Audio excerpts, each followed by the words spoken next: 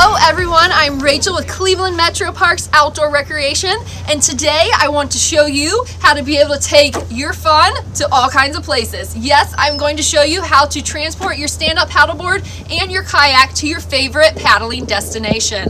To be able to do that, there's a couple things that you're going to need. The first thing you're going to need is a reliable roof rack. So a nice roof rack.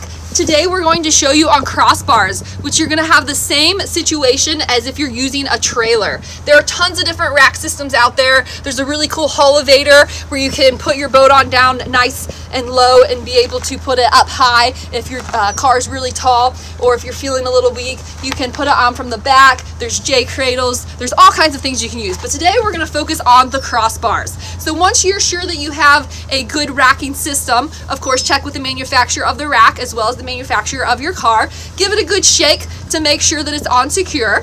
The next thing you're going to get is to have some type of padding. So padding to be able to protect your kayak or your stand-up paddleboarding. So a nice foam. You can buy them from a manufacturer. You can use pool noodles. Just some type of padding to be able to protect your board and your kayak. So once you have that, the next thing you're going to get are going to be some type of cam straps. So we have cam straps that are non-locking as well as a type that are locking. So I'm going to show you the non-locking first. So cam strap, really just meaning it's a type of webbing that has a cam on it. So you can see how that has a nice strap on it. And this is an NRS 12 foot. The length is going to depend on how long, how many boards you're putting it around and whatnot. So 12 is going to be best for just one board, 20 for 3 or 4 boards if you're hauling a lot on a trailer. The other thing I wanted to show you is how this was nice and rolled up. So if you take it when you're getting it ready and you feed about a foot through the back of the cam strap, you put it nice and straight and roll it back up, what you're going to find is that this is a nice, easy way to be able to secure your strap so it's not a mess. That piece that you fed through the back of it, you're going to go ahead and wrap all the way around. You're going to use that nice little cam strap. You're going to feed it through, and what that's going to do is make it nice and easy that if this gets thrown in the back of your car, anything like that, it's going to be nice and secure. So a little tip for you. So now that we have it, you can see that I have one of the cam straps in the back. I have a locking strap in the front. For the locking strap, this is going to allow you to lock your board onto your car to make it a little bit more secure if you're not going to be by your board at any point in time. So it has a lock. It has that same cam strap inside of it as well. And then it also has a nice little rubber mat on the bottom to be able to protect your board. And then inside of it, inside the webbing, is a cable to make it a little bit more secure as well. So to be able to put either of these straps on, what you're going to do is go ahead, make sure that it's nice and flat, there's no twist, and you're going to go ahead and feed it through the cam strap. And yes, this one is poking out. That won't typically be the case, but I wanted to show you what the cable looks like inside. So if you are shorter, you can go ahead and do all of this down below. That's easier. But then as you're finishing up, go ahead and move it to the top of your board so that it's nice and flat. Put the rubber piece down, or if there's a place to protect it under the buckle on the other style, you can do that.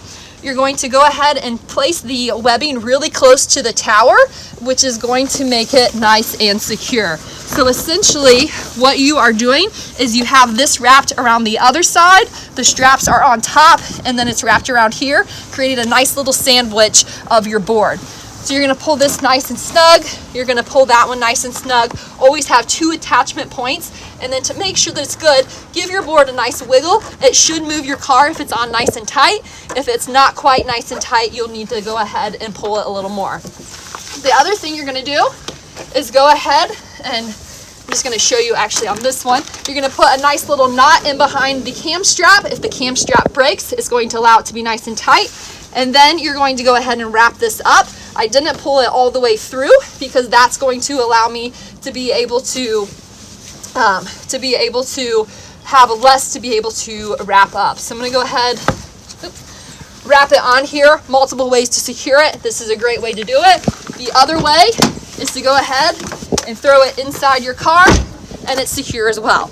In addition to these 2 straps, the last thing you're going to do is to go ahead and use a piece of rope. On a stand-up paddleboard, you only have one attachment point near the tail, so you're gonna go ahead and use some type of knot that you know. I chose to do a bowline, so I have a bowline here, and because you're more likely to slam on your brakes and send your board forward, we're going to secure it all the way to the back. So we're gonna take it over here, and then lots of knot options.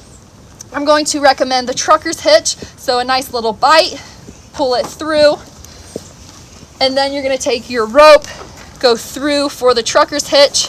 This is going to allow you to make the rope nice and tight. The last thing you're going to be able to do is squeeze it here, and you're going to do a half hitch.